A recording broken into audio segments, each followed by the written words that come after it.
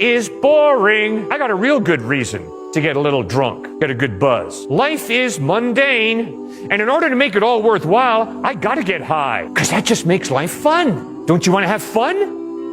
And yeah, Jesus says, you've got to realize the key to the mundaneness, the key to the boringness of life is not a drug high or an alcohol buzz. Instead, it is knowing Christ. It is knowing the God who created your life, not as ordinary, not as mundane, not as boring, but with a purpose. You and I are going to go through some difficult experiences the rest of our lives on this planet.